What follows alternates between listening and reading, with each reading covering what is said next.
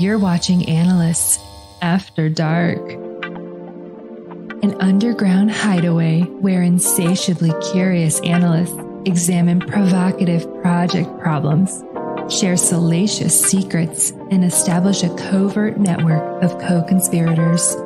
Step into the dark with your hosts, AJ Hawley and Steve Jones.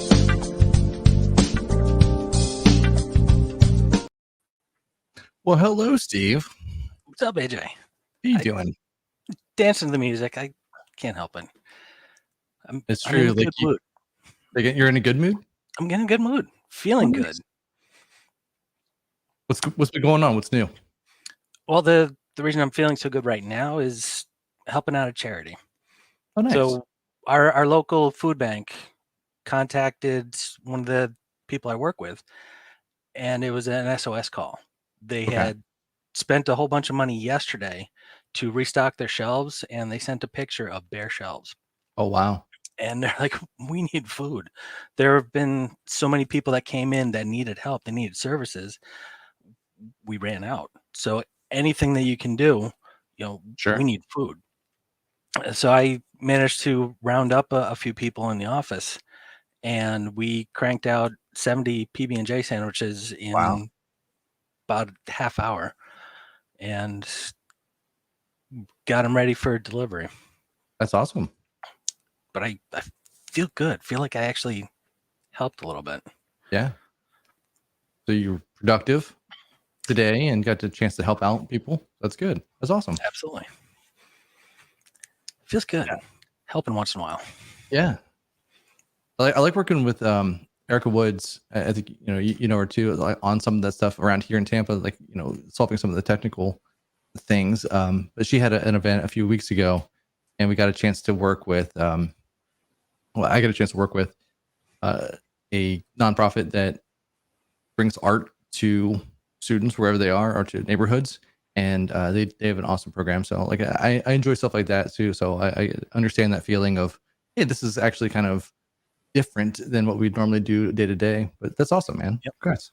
Yeah, and bringing in a couple people from the office, just happened to grab them. Like, we need help. We need to make some sandwiches, and this was at 4:00, end of the day. Some people are already gone. Yeah. And I managed to wrangle a few people, and it was fantastic. Kudos, man. That's great. I know that was something that you were kind of close to your heart during the pandemic. So it's nice to see that continues and you can still provide value. That's awesome. Yeah, it feels good. We do it about once a month right now. But considering the need, we might be ramping it up again, because during the pandemic, when we were all in lockdown, it was once a week. Wow. Where we had 6 or 7 people lined up, and each week a different person was doing 70 sandwiches on their own. So the need is there. We had several people step up, and it just felt good. Felt wonderful, like man. we were helping the community. Well, we have a phenomenal guest with us this evening. Absolutely. So Leslie our guest tonight is Leslie Hughes. She's a friend, I think, of both of us, and I finally got a chance. So we had been friends, like we met, I think, virtually pre-pandemic, and then I finally got a chance to meet her it was last year in Boston, like for the first time in person. And I think you as well, because I think you and I had connected virtually, but hadn't really met in person. So it was wonderful meeting both of you at the same time. And I think you were talking about dancing to the music when you were in. I think you danced for like an hour after that, just like you were happy that everybody was there and getting that out. It was funny. It was at least an hour. Yeah. I couldn't calm my feet. Well, let's introduce Leslie. So if you haven't met Leslie Hughes, she is a LinkedIn profile writer, corporate trainer, and the principal of Punch Media. Leslie has been in the digital landscape for over 20 years and has worked with companies such as Franklin Templeton Canada, Investment Planning Council, TVO, and Guardian Life Insurance Company of America. Leslie has been featured on a variety of radio programs, magazines, newspapers, and was a guest on a Canadian TV program, much like The View, which is called The Social. She's the author of Create, Connect, Convert, which is designed to help you own your own value and build a professional presence without feeling like you're bragging. So without further ado, hello, Miss Hughes. How are you? Hello, Mr. Holly. Hello, Mr. Jones. Hello, Miss Leslie. AJ Holly, we met first time in Orlando.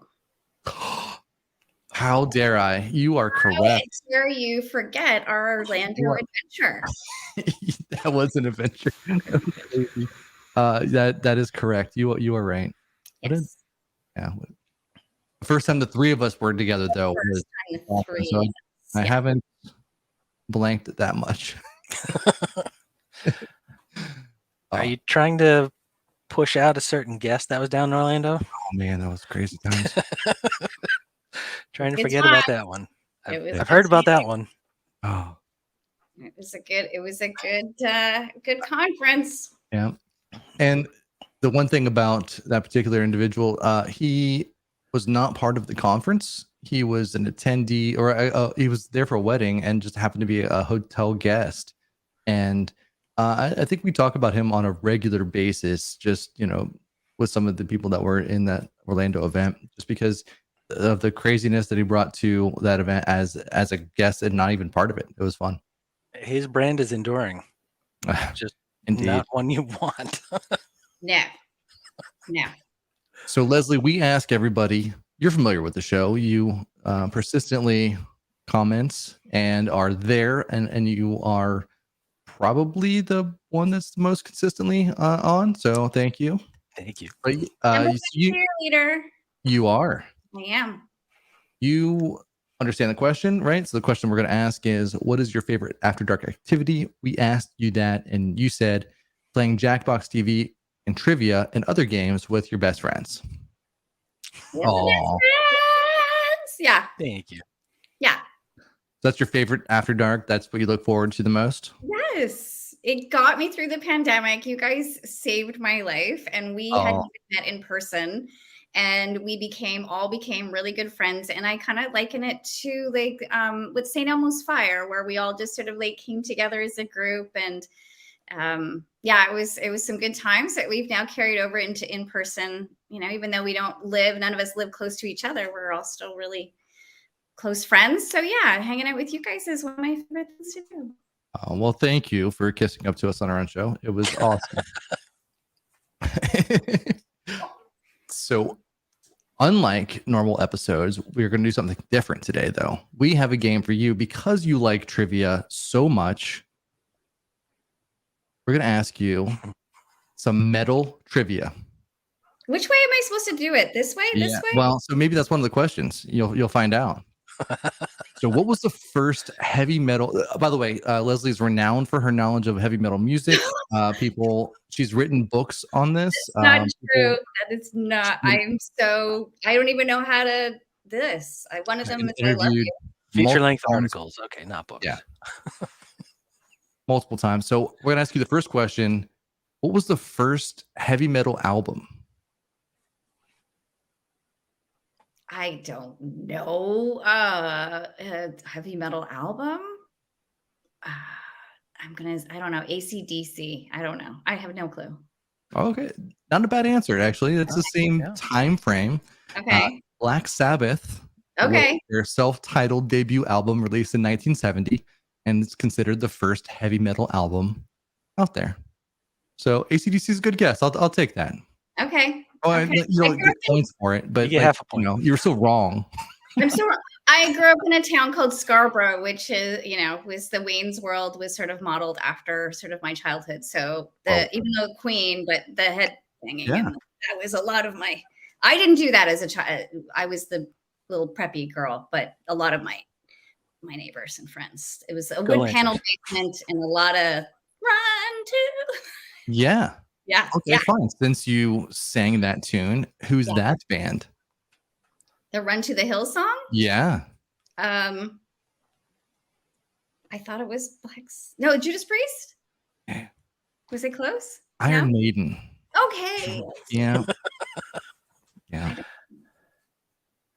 I actually got to see live last year. Yeah, it was nice. It was for a friend of mine. She's she's a huge Iron Maiden fan, and she goes, "Hey, do you want floor seats? I have extra ones. Do you want to go?" And I was like, "Oh, of course, that would be so much fun." And it was an amazing concert. You would think that, guys that were popular in the 70s wouldn't be able to rock it.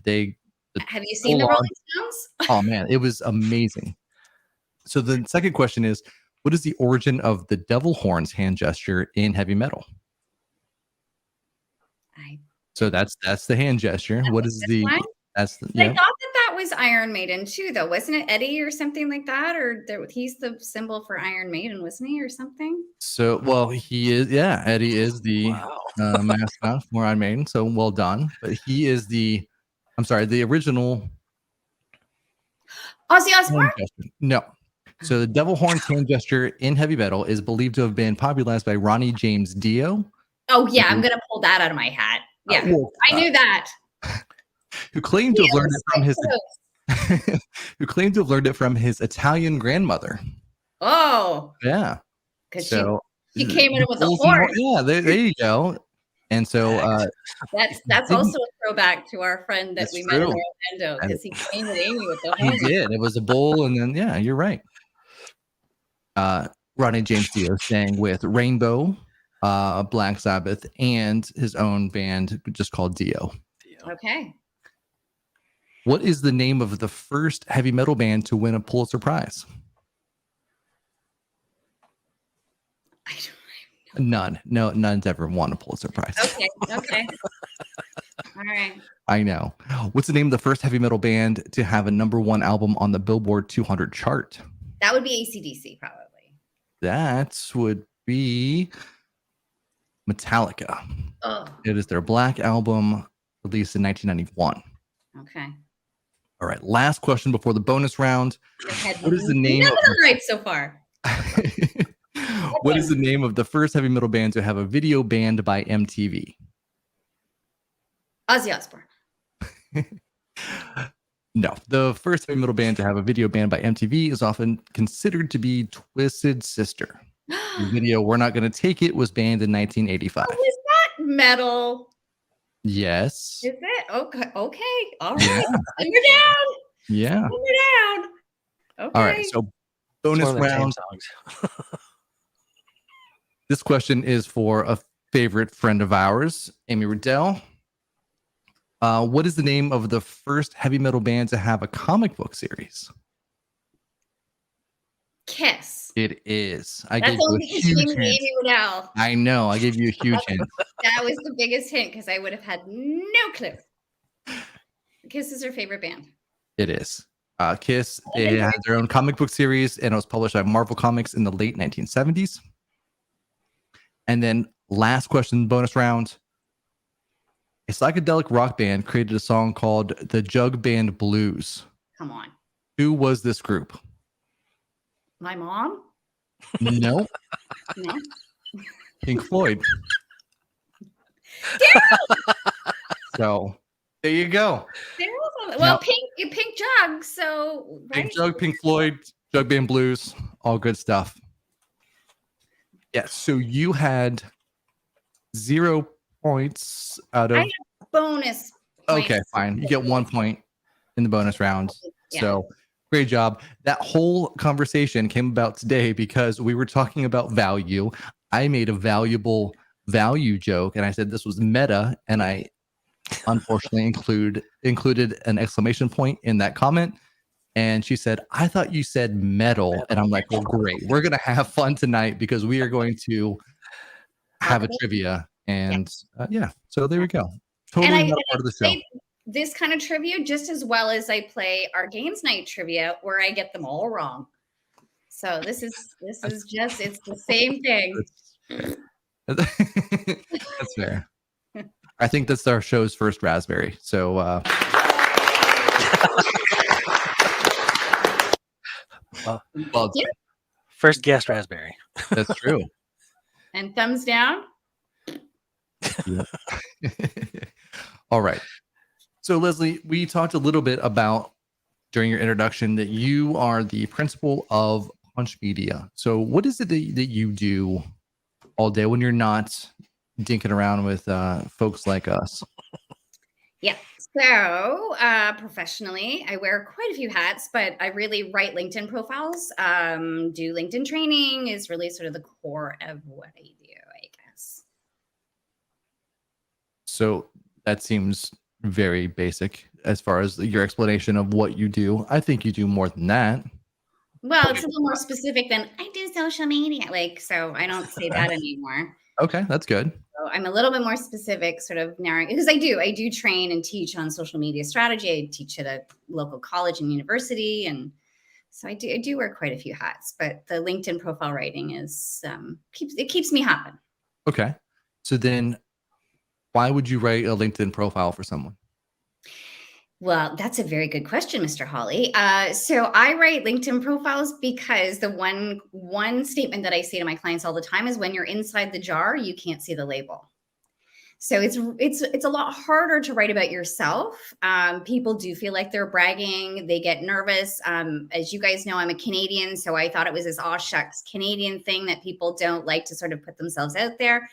And I've come to learn that there's very few people that like to put out their brand out there and talk about themselves and promote themselves. So I try to help them get out of their comfort zone and showcase their brand, whether they're looking for opportunities within the organization, whether they're looking for new opportunities at a new organization, or they're just, looking to build thought leadership.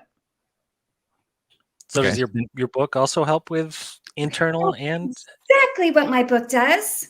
excellent? Stephen? Both at work and in the marketplace. Yes. I'm gonna have to get me a copy of that book. It's a book about branding, all the lessons I've learned about branding and like marketing and strategy. And I've turned it into basically how you can create a strong first impression, how you can connect with quality people, and how you can convert higher paying clients. And So- also, if you have like an unlevel monitor, it's great to help level it out because you just put it up on one side and it makes it all even. So it's lovely for that. Yes. It's a good thing to put at your front door to wipe your feet on. Yeah. But this is not just a simple like book about, whatever. It's more of like a workbook, right? So as you go in and you'd say it's not just a tip, it's you write in it, you write questions about yourself and things like that. So you're more extracting those things that you would really do, right? 100%. Because it is really sort of so a strategy really is, who are you? What is your unique superpower? And as I said, it's a lot of times we don't know because we're going through our day-to-day life. We just do what we do, and we don't really think about it from a third person perspective on really what am I really uncommonly good at. So some of these questions that I ask are a little bit more thought provoking, and it's just a strategy of developing your brand. I like to tell my clients too, I'm like, everybody's their own Oprah. We all use these social media tools. What are you laughing at there, Mr. Jones? I'm my own Oprah. We all basically, none of us, growing up, you watch television. It was sort of like this, like television was coming at you. And now social media is a like collaborative with environment. So we work with our customers and our clients. And so the strange part is, although we've been raised to sit down and shut up and do as we're told, now it's like, be a brand, stand out, get your own podcast, like all these kind of things that people are not comfortable, excuse me, writing their LinkedIn story or putting themselves out. Excuse me. Little frog in my throat. She's hinting at us. No. You mentioned the podcast. Yeah, just to tell your story. So whether it's LinkedIn or any other channel, a lot of times it's just getting out of your own way and owning the value that you bring. And so it's something that I have struggled with. I feel like I'm particularly qualified to talk about this because it's something that I continue to struggle with ongoing. But it's a lot easier. What you've never seen me in that situation, have you, Steve? Where I've been like, don't listen to me. I know nothing about what I'm talking about. Yeah. So the book helps kind of guide the reader through their own introspection. A little bit. Yes, absolutely. So not a little bit. It does a lot. It's sort of, think about what your value is, what's important to you, what you do uncommonly well. Oftentimes, some of the things that go into people's LinkedIn profile might be how many years have you had experience? That might be one of the things that brings your unique value proposition. Did you win awards? Have you worked with certain brands, or have you worked on certain projects that you can then let your network know that why and how you're good at what you do? Because most of us don't stand in that. We're nervous about telling that story. So that's kind of what the book, or when I write LinkedIn profiles for people, these are the questions I'm asking them to sort of draw that story out of them, so that then I can write a comprehensive story that gets them to stand in that value and put that story out there on LinkedIn or wherever they want to share it. Yeah. So you said that that's the first part of what you do is the profile writing. Yeah. On the other side of that, you said that you also work on the LinkedIn side to help people promote their own brand, et cetera. So can you tell me about that and how I can get my posts higher, and what impression count should I be looking at, like target wise, to make sure that I'm like right there? Well, I would be nervous about giving you any kind of quotes on what your impression rate should be, or even the vanity metrics of how many followers do you have, right? And so that's one thing that a lot of people will say, I've got 30,000 followers, or this is how amazing I am. I might have 3. 3,000? There you go. Good job. 3. Oh. Singular number. So the better metric to really look at is your engagement. So how much engagement do you have is a much better way to sort of game the algorithm, if you will. Okay. So it's, again, not talking at people, but talking with them. So how can you get engagement? How can you get people to participate? Comments are great. Getting people to share things, like things. That's a much better metric to sort of look at than simply just, I could have 30,000 followers that I bought or that I gain the system to get that. So that doesn't really matter. It's like, do people really care? Yeah. So they're finding that when it's not the sheer number that are looking at that and liking it, it's looking at what's the comment rate, or how often are people posting and using that almost as a communication tool on LinkedIn. Is that what I'm hearing? Okay. So building thought leadership. So sharing great content that really is of value to your network. So relevant information. And on LinkedIn, thankfully, we don't have to be posting every single day or multiple times a day. On LinkedIn, you can post maybe one time a week. And so, in the business analyst and in the project management world, how can you as project managers, business analysts, be empowering and educating your network? And so a lot of people will hold themselves back from saying things like, oh, I was at Project World or Project Summit. Someone's going to think I'm bragging. But in fact, you're actually showcasing to your network that you're staying on top of your game by, educating yourself. And if you're a speaker, even better to be showcasing, I'm standing at the front of the room doing a presentation. So it's not really sort of about the bragging, but letting your network know that you're out there helping to educate and empower others to lift all tides, or what is that saying? When the rising tide lifts all ships. That's the one. That's the one. Yeah. So it's the engagement factor that is the most useful tool or useful thing that we can do and what about polls? So I see those all the time. I think I've done one, and only because it was sarcastic and someone said, how many polls do we need to create before we have too many polls? And then I said something about the Ouroboros, like the snake that's eating itself. And it was a poll about that. So it was a sarcastic answer to the poll question by itself. But do people find those effective, useful, et cetera? Because I never see the results of those polls. I've never used them. I think they're ridiculous. So I think the last time, there's a guy that actually posts, he has like an annual report on what helps the LinkedIn algorithm. And I think we should have a fact checking part of Analysts After Dark, because I'm not sure about this, but I think that the polls might be like not beneficial for algorithm.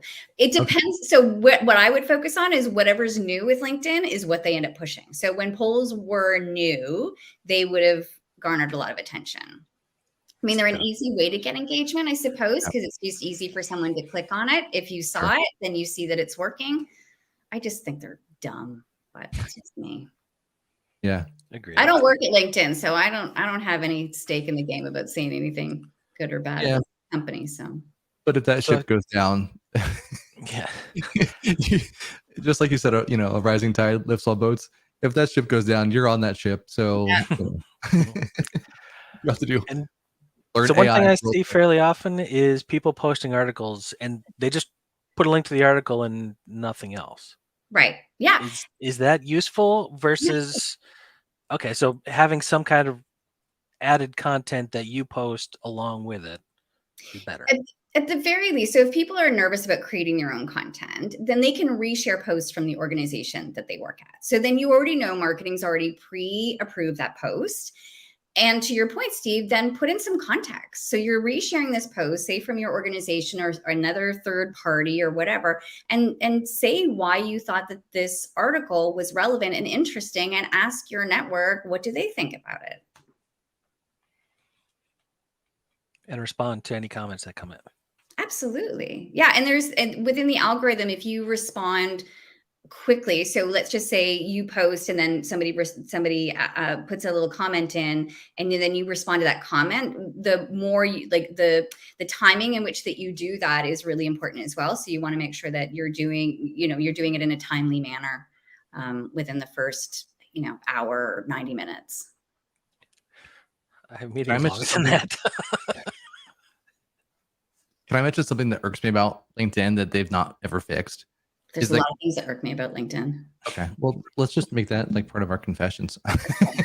No, I think the thing that I hate the most is it'll show me content as I'm scrolling through from like a week ago or 2 weeks ago, and then I'll just go and I'll comment, and it's like, yeah, way to go, buddy. That was 2 weeks ago, and then it almost feels like they're refreshing that. So it's kind of like one of those things where, if you were scrolling through Instagram and then you accidentally liked your ex's photo, it's like that feeling all over again on LinkedIn. It's like, oh God, they think I'm creeping on them, and it's like, no. Yeah, it's weird. There was a post that I had posted like a few weeks ago, and then I noticed recently that there was some. I do my best to engage in every single comment, and so there was one that was like a month old, and I happened just to come across it, and somebody had posted, and I was like, oh crap, I just saw your recent post, so I just wanted to acknowledge that I saw it, because there's nothing worse than you commenting on something and then it's just crickets. And no one ever says like, oh, thank you for the comment, thank you for the post or whatever. So yeah, it's weird. The algorithm also might have come up because somebody in your network had commented recently. So it might have come up from that perspective. So yeah, who knows why things come up with the way that they do, but yeah, I don't think it's that creepy. I think if I were the writer, I would just be happy that somebody saw it, as opposed to being like, oh, AJ's creeping on my profile. Of course, you can see that. You can see someone's, if you've got the premium, you can see who's creeped on your profile too. So yeah, I have a hard time paying for social media. I can't be the product and pay money to be the product. Like, it just doesn't make any sense to me. Yeah. So, when certain letter named social media companies are sitting there going, hey, I'm going to start charging you for this. I'm like, great. Just ram that ship into the sidewall there, because you're not going to get a whole bunch of money from it. No. At least from me. No, and I completely agree with you. Yeah. LinkedIn is not a very usable network. It's not a comfortable network where people feel like they want to go on, and it's not fun and sexy and playful like some of the other channels are. So I understand the hesitancy of why people don't necessarily use it. At the same time, it's such a powerhouse from a professional standpoint that ignoring it and just not, taking a moment to make sure you have a really great story that from an inbound perspective, people see who you are, what you do, how you help them. You can connect with your network, find your dream role, your dream connection, your dream, whatever it is, you can find it through those connections. When I was teaching at the college, my students have no idea what a Rolodex is anymore, but I was like, it's like your online Rolodex. And they're like, what's a Rolodex? Yeah. Okay, boomer. Yeah, I'm gonna say, like, I'm not really sure. Like, I know what it is, but I've not seen them in an office environment that I was in. Oh, ever. that hurts. I know, guys. It hurts my little heart. That hurts. And I walked school uphill both ways in the snow. Yeah. I can't say that I've seen them in my grandmother's office. She had a very nice Rolodex full of people that she would do. And then she also used it for recipes. So you'd see her like flip through. She was probably the most organized person that I've ever met. I don't even know if I had a Rolodex. They were kind of on their way out when I was in business too. So But I had one. I had two, actually. Aww. I had one for recipes. what a nice picture of Daryl looking so You see handsome in his picture. That is actually my number one tip is have a good photo. Daryl looks very handsome in his photo. So it's my number one tip because that's one of the strongest first impressions that people see when they're on your LinkedIn profile is your photo. I wish that I had thought about this earlier because I would have had a stuffed fish and then it would just been holding it up for you just for this show. So because people with the stuffed fish, like, you know, or the I just caught this, that's the profile photo. They're on the dating sites. They're on all the dating apps too. But I have seen on I mean, it's in my book. I actually have an old screen grab of like people that have this. Look at this. This guy got no shirt on. Yes. No shirt on. Put a shirt on LinkedIn. That's my basic 101. Wear clothes on LinkedIn. Not rocket science. Unless you are having like hold on. Unless you have a brand like no, you're okay. So if you had a brand where like you were saying, hey, I'm only doing necklaces or it's I don't know, like there's some other product that you were, you know, selling and then that became part of the identity. No, nothing. My students asked me that and they said, well, what if you're a bodybuilder and that's your brand? Here's the thing. Would you show up to a business meeting all lubed up in a Speedo? Probably not. I don't know. Am I going to Speedo because then I would, because then I would be, you know, engaging my client. I'd like to see that. No, that is not true. That is nope.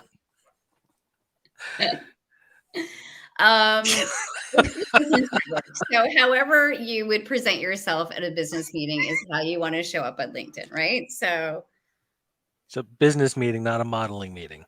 That's right. It's not not a photo shoot. Not a photo shoot. So you can put away your baby oil, Mr. Holly. Oh, yeah. I was just prepping that. Totally. And I don't have a thing. Wait, hold on. I think I do. Hold on. Maybe? That's naughty. There it is. That's the one. I found it. I had to make sure I had the right button. It's hard to be Howard Stern and, you know, who's the guy that makes the noise, the jokes? Baba Booey. Is it he's the one who makes the noises? I need a Baba Booey. Steve, will you be Baba Booey? Can we just change your name on there? Yeah. I still need the board though. You've got the board. Oh, well. He's more the Ed McMahon. Yes, that's right. Yes. I like that. That's right. That's right. I don't know that I could do a Johnny Carson impression. Nope. All right. You've got the index card though. Here you go. I only have Post-its. That's all I got. That works. So Leslie, what would you say then is your number? Like, let's say 2 tips. Give 2 tips to people that say, here's what you think here's what you will need for a LinkedIn profile. I heard you talk about storytelling, and then what's the other thing that you would have in there that you would say this is the second thing you absolutely have to have in your profile? So the 4 areas, I'm going to say 4. So I'm giving you bonus, right? Wow, 2 bonus. I know. So the photo is important. So the area behind your photo is also equally as important because it's the first visual thing that people see when they land on your profile. Other than your photo, they're looking at you, they're looking at that background photo. So what is your brand? It can be your own brand. It can be your organization's brand. It can be the Analysts After Dark brand, whatever you want it to be. It can be the brand in the background. I've used Canva to create them because canva.com is free. So we love Canva. I actually have the paid version, but canva.com is a great tool to create that image back there. So photo, the cover photo or the banner in the back, then your headline, and then your summary. So those are the 4 key areas. So your headline, you have 220 characters to tell people who you are, what you do, how you help. 220 characters is not a lot, but you want to do more than just your role at your organization. So you can include specializing in or passionate about or whatever it is. There's a little bit more storytelling allowed in there to go just beyond whatever your role is at your organization. So I've heard some or read, it was actually on LinkedIn actually, that I read some feedback, we'll say. It was a post on that somebody was saying about what you can have on there, like how many rock stars could we possibly have in this, or how many CXOs where you make up your own X for whatever that role is, or how many gurus, ninjas, whatever the word of the day is. How do you coach people on standing out in that tagline or in that headline, but also not doing it in a way that is, or maybe just constantly changing it? How do you coach them on that? It's writing for the reader. So what's important for the reader and what do they care about? So chief people officer may be a great, but does that mean anything to anybody? So put in a little bit of context about what that means. So again, so it depends like on your role, if you want to include that in there. I don't even have my business name in my headline at all. So I have the keywords: LinkedIn profile writer, LinkedIn trainer, as seen on CTV's The Social, because I want that first impression to really stand out to my network. So that's who you're writing for. So, you can, if you are a CXO, or I don't know, if I also with my clients will use award winning. So if they have won awards, whether they're on a team or whether they've individually won an award, that would be the first couple of keywords that I might use in the beginning, because again, it's really just trying to get into the subconscious of the reader of saying, I am good at what I do. And it's not really self-promotional if you've done it, right? So that's the other thing about understanding your value, is that if you've done it, it's not bragging if you've done it. And really what you want to do is let your network know that you're the best at what you do, because everybody wants to work with someone who's deeply passionate, who's good at what they do, who's successful in what they do. People want to work with that person. They don't want to work with some hack who just, put a shingle up, right? It's a little bit tougher when it comes to sort of calling yourself an expert, which is why I lean on third party of being on TV and radio and newspapers and those kinds of things. Those people give me the endorsement of being a social media guru. It's a lot better than me saying that I'm a social media guru. Because what does that mean? What does it mean?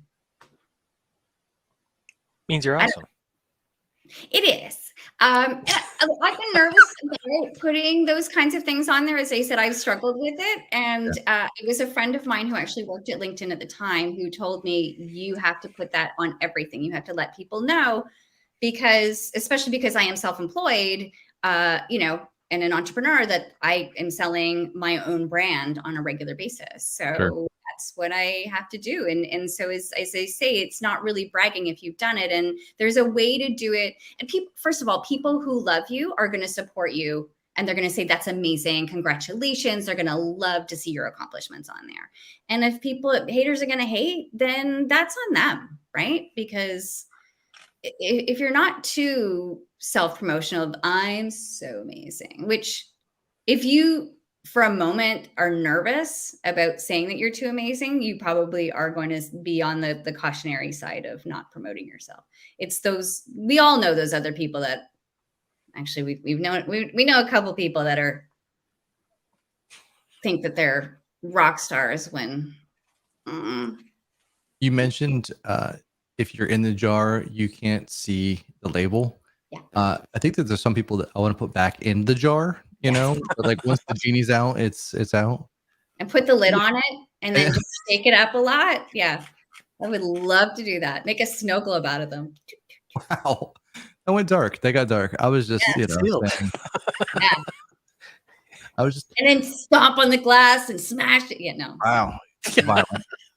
So that's another first for this show. Thanks everybody. It was fun while it lasted. So for people who haven't actually won any awards, or winning an award could be, what level of award are we talking? Because some people could say, yeah, I won something. What'd you win? Oh, yeah, it was something in my town. Yeah. Razzies. Yeah. What's that? Razzies, like the Razzie Awards. Award winning. Yeah. Another Razzie. Another. Yeah, we've done it twice now. Yeah. So you could say, experience. So if you've had, as I said, when you've had a number of years of experience, this isn't your first crack at something, 25 years of experience in this, or 10 years experience in that, or as I said, sometimes the brand or the brands that you've worked with can be really a good thing for you to showcase. Maybe not necessarily in the headline, but certainly in the body copy of your summary. With the summary, I love Simon Sinek's Start With Why. That's the first question I often ask my clients is, so tell me, why did you get involved in your industry in the first place? Why do you love to do what you do? Because I think people want to work with those people who love what they do. And so how can I weave that into the story? Because at the end of the day, we're people talking to other people, or, there's another person at the other end of the computer. And yet we seem to not necessarily think that that's what's happening. So how do we weave a story that resonates with our customers, our clients, or whomever it is that we're trying to impress, in a way that tells them that we're good at what we do, that we have, we love what we do, we're passionate, we're driven. That's another way to reframe those brags, is to talk about how driven you are to produce results, that you're really, passionate about, whatever it is you love to do. What are the core values that you believe to be true for yourself, to tell that story, to let your customers know that, or your clients know that. Those are great ways to say that you're amazing without sounding like you're amazing. Because you could say, I'm humbled or honored to have been recognized in my industry as, right? It just shows my commitment to achieve, the industry, there's a lot of ways to work around not sounding like you think you're something else.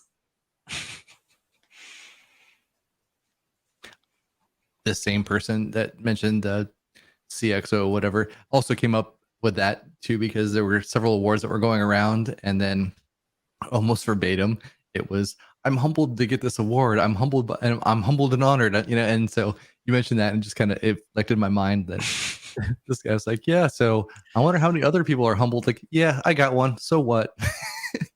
And it was nice to kind of see just that level of honesty in what he was saying. I got one. I got to share one with this guy. But you mentioned Simon Sinek, and I think that he does actually come in as very thoughtful in what he's doing, very intentional in what he's doing. And when you listen to his podcasts and shows, he's not the most polished person that you've ever heard speak, right? He comes in, he says, a lot. He just kind of think about things, and he pauses. But I love that is his, and he airs all of that too. I love that that's his approach to being, this is me, and if you can take me, and I've got filler words in my speech, I've got all of this stuff in here, then that's me at my core, but the message is still true. So he's one of our dream guests on the show. Like we actually have dream guests on the show, and like a whole list of ones. If that ever happened, like I think I'm gonna pack it up, and that's our last day. Steve, like, all right, we did it, everybody, good job, and then we just roll it up. I think you should take a big swing. A friend of mine that I think AJ you met in Orlando, my friend Phil Gerbishak, has Seth Godin on. He's had him on his podcast, and I was like, oh my god, like, and I can't remember the other one, but like that's a big swing. Like like Seth Godin is one of my favorite marketers of all time, and Phil was like, I just emailed him. So, have you listened to him recently? Sorry, have you listened to him recently? I'm obsessed with Seth Godin. I'm obsessed. He did a podcast with Tim Ferriss several months ago, and it was a phenomenal podcast because he basically just writes a lot of the stuff that he'd been talking about for years. And this is actually Tim Ferriss is the same thing. They both kind of talk about that, where like he wanted the 4-hour work week and automate everything that you do and etc. Being someone in automation, I'm like that I lean towards that quite a bit, but at the same time, I'm like 4 hours seems untenable. Like you couldn't do that because you can't automate everything, right? But he's going back and really now when he's examining his career with Seth Godin, they're talking about, well, what I mean by that is finding your purpose, finding what you're intent on, what you're an expert on, what you're a superhero on. Mm-hmm. And Seth Godin's talking about, yeah. So a lot of the things that I said, he's changing the way he wrote a new book, and he was plugging that book, but he was talking about how they created it, and he didn't know much about this topic, but he had several other people that were all writing it together, and there was one that was called Page. That he did. It's something called like something almanac. I can't remember the name. Yeah. There's the green energy, right? So good. I haven't read it yet. It's on my list of reads, but it is like just him talking about that was the process of how they created it was unlike the process that he's written any other book, and they did it in I think it was a year that they from concept to print. And he said that was, if you told me that I would start this book and read it in a year, or write it in a year, I would never thought that was possible. And it was collaborative too. So I think he's a marketing genius. I think I love everything that he does and says. And if there was a church of Seth Godin, I'd be like in the front pew singing hallelujah, because I just think he's amazing. Yeah. And it's really, I think he coined the term permission-based marketing, which is something that is so important. And I think also back to your point about the people that are saying like, oh, whoop-de-doo, you got an award or whatever. I think that authenticity piece, there is a fine line between being authentic, and we love people who are authentic. I mean, that's why the three of us hang out, right? Is because we're authentic, we're authentic for the most part, I think. Right, Steve? But I think also you have to sort of temper it a little bit on the channel that you're on, and what are you trying to communicate to, right? So on LinkedIn, the reason why it's a little bit more stuffy is because it is the business network. It's where the psychologically people are going there to invest time instead of waste time. And so you want to make sure that the posts that you're sharing or the information that you're sharing isn't just a whole lot of smoke, but you're actually, people are investing in seeing those posts, right?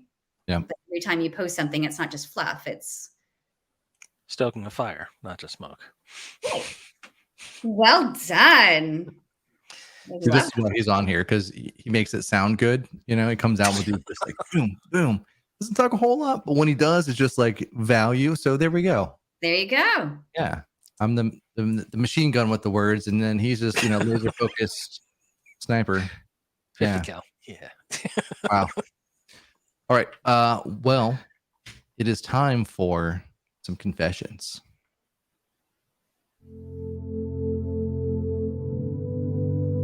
And now it's time for BA Confessions.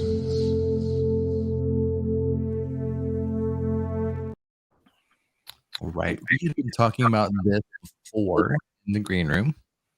And we said, so we don't have any confessions from anybody online, but you had shared some confessions from people that you had talked to previously, Leslie. And do you want to share a little bit about that? Confessions always sound kind of a little inappropriate, but yes, I will. That was the intent. Could be.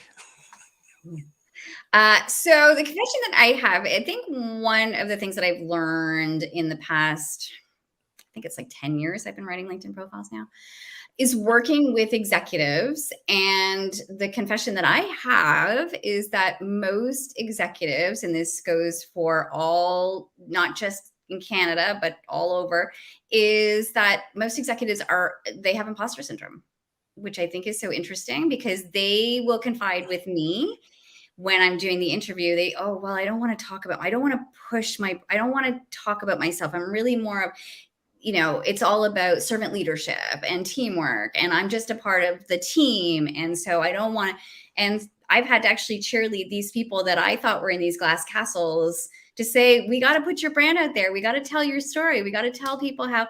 And so it's refreshing, because most of us that haven't reached that level of senior leadership, we think that they're untouchables, that they're, they have no fears, and but most of them really do, like the ones that I've worked with anyway, do want to be of service. They do want to have that servant leadership sort of mindset.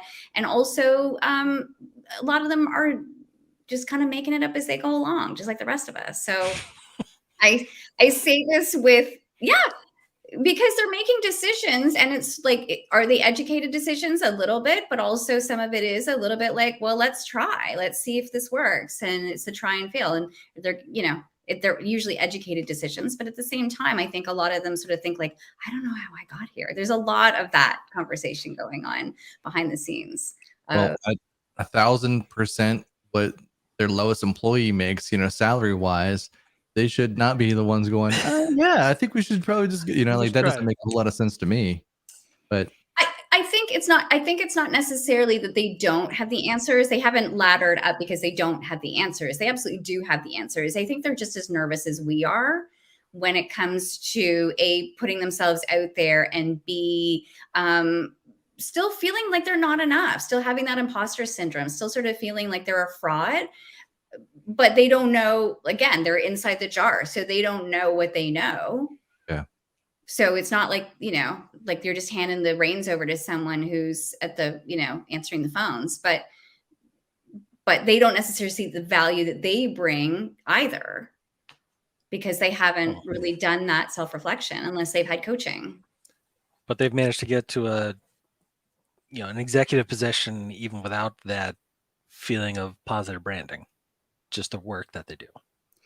They haven't necessarily needed the branding because social media might not have been a part of their career trajectory, right? In a way, but now that social media is a part of, that a part of our lives, that it is another tool in our tool belt for sure. I mean, you have to have the competency, and you have to be, obviously, you have to make return on investment for your stockholders, the stakeholders and all that other stuff. But so it's not just really willy-nilly just sort of thrown into the mix, but the fact that they still have insecurities about their competencies, I think, is the ultimate confession that I hear behind the scenes.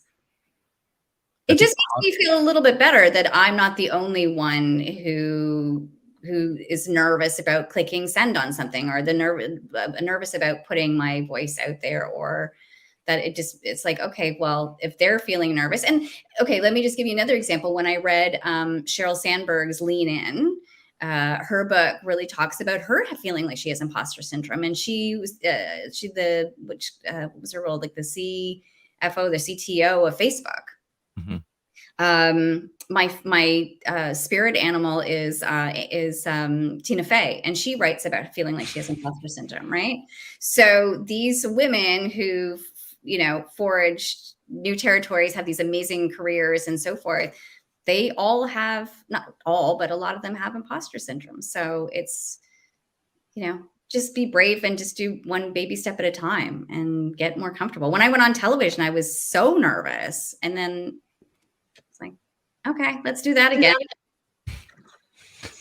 Hans actually summed it up last week or 2 weeks ago, saying that it was not 2 weeks ago, that was a month ago. Time is fun. So he summed it up saying that when we compare ourselves to people that are better than us. Better, but like as in more skilled or more have more experience, or whatever that is.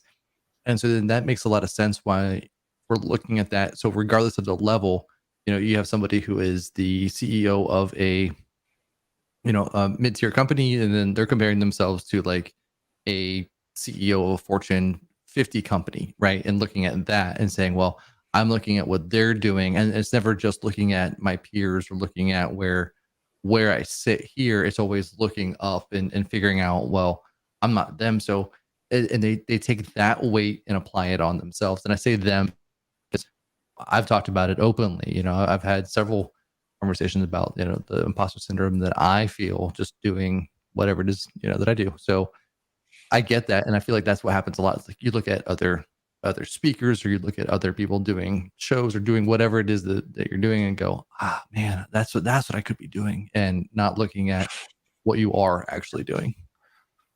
Yeah. 100%. Steve, any last thoughts before we go to the hotline? None at the moment. I have a lot of the same. Yeah. Yes. Yes. Yes. All That's right. right. Let's check out the hotline. Before we do that, if you have any of your own confessions, go to analystsafterdark.com, check out the illicit confessions, illicit requirements, and then now you can submit your own and we'll read those online.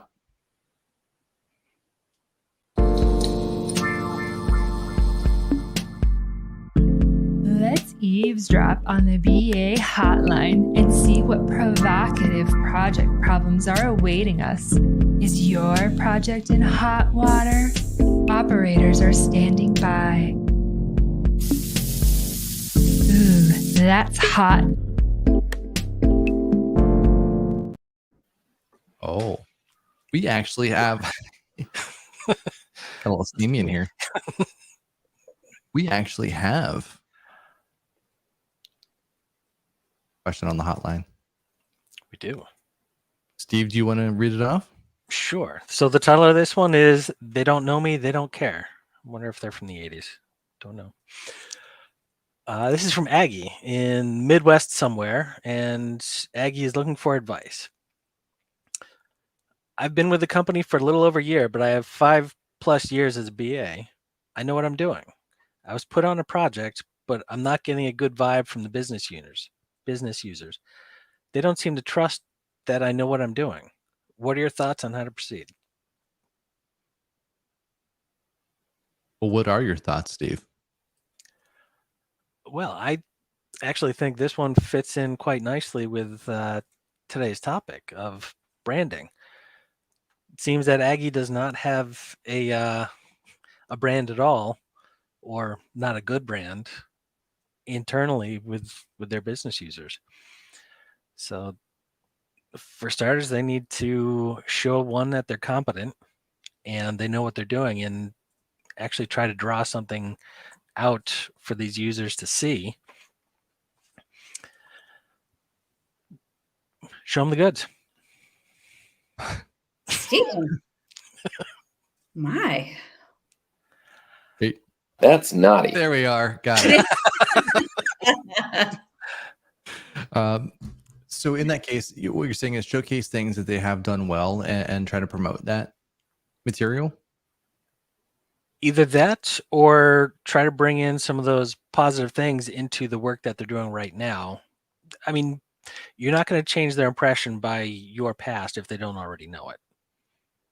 So my thought is bring that to the present and really try to wow them with what you can do. So Leslie, let me ask you this question based on that same topic. When I'm doing something on LinkedIn and I'm working for an organization, how much of that do I want to showcase my own work that I'm doing with that? And how much do I want to show like the companies? Is there a blend of that or a ratio that you would kind of look at and recommend?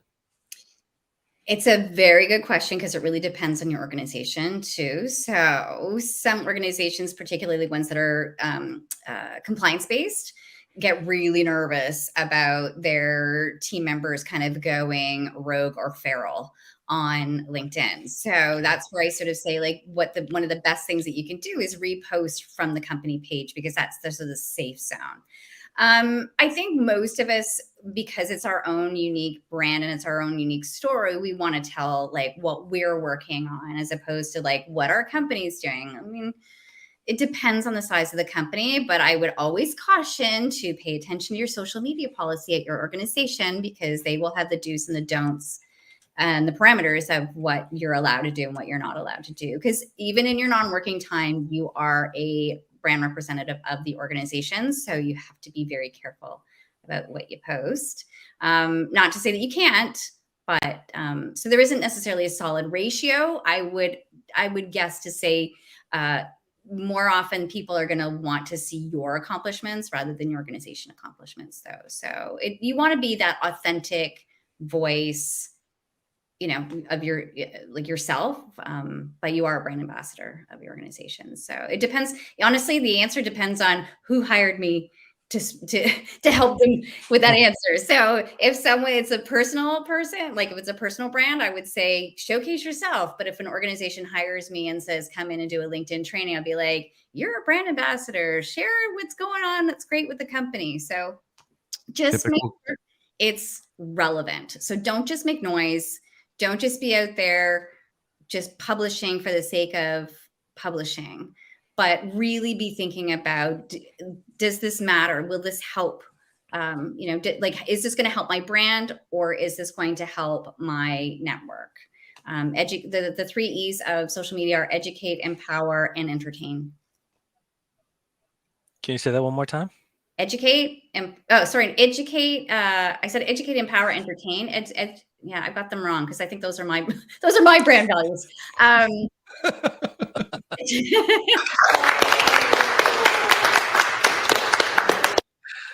Love it. Yeah, I've been doing so much talking. I'm not so much thinking.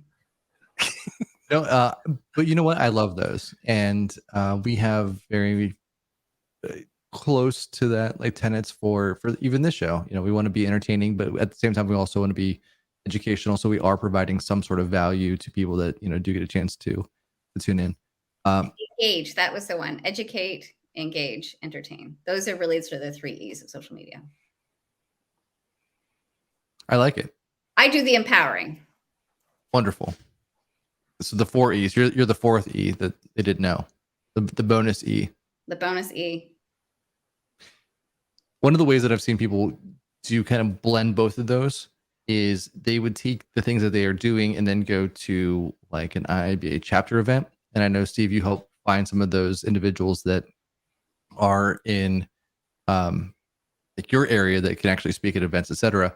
Then that person can go in and say, here's what I've done, here's what I am doing. Now they can post that on LinkedIn and say, here's what I'm actually doing. I'm speaking on this, and become their own credible resource for that. So now it's not the I'm doing this at work, it's I'm talking about what I do, and it's a little bit different, but at the same time it allows them to showcase that these are my skill sets, this is what I'm doing, and I'm now taking that one step further and getting credits, because you can get learning credits and things like that for. And so, or even just, spin the story of I was at this event, or, whether you're speaking at the event, attending the event or whatever, and this is what I learned. Again, educating. Well, Aggie, great question. Thank you very much. If you have your own question, again, reach out to analystsafterdark.com, look at the hotline and answer or submit your own questions. Not answer questions. We'll answer the questions, but you can submit yours. We're going to record that at some point, so we just play it after this, so that way I don't, fudge through it every single time. And then we will answer your show or your question on the show, and it'll be fun. We're not even drinking, and we're getting. You know what? I'm going to start hard right now for the last 5 minutes of the show. Speaking of, it is now that. I know. Come on, Steve Jones, show us those moves. That's about it. I need more up tempo. Yeah, then you start to like bounce. That's when you get into the Tigger bounce. I will start bouncing. Yes, I will. I am a Tigger. Leslie, you have the book Create, Connect, Convert. You are a speaker. You are on LinkedIn. Where can people find you the most, and what are you doing next? LinkedIn is my jam. So of course, you can find me there. Even though I've dabbled in the other social media channels, I really don't spend any time there anymore. So LinkedIn is where one can find me. It's Leslie Hughes, Hughes, not Hugcast, not Huggies, Hughes. Wrong quite a bit. And where am I next? I guess next I'm going to see you guys in Boston. Is where I'm going to see you guys next. I'm speaking in Boston, and I will see you guys there. Wonderful. Well, it's been an absolute honor having you on the show. Thank you so much for hanging out with us. We had a great time with you. And thank you for sharing all of your knowledge and tips. I appreciate that. Thank you, guys.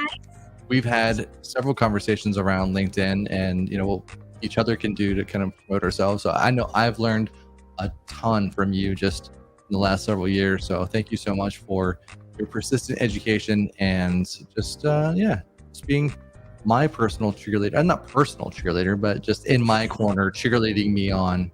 I appreciate that. And some of us need a hammer to get it drilled in. Yeah. Some of us need more help than others. Just pom-poms in this end, no hammers. Again, Leslie, thank you so much. This has been so much fun and can't wait to hang out with you in Boston. Yay! Yes, indeed. That's our show. All right, Thank buddy. you very much, everybody. Good night. Remember to stay curious. And stay positive. That's the show. Bye, everyone.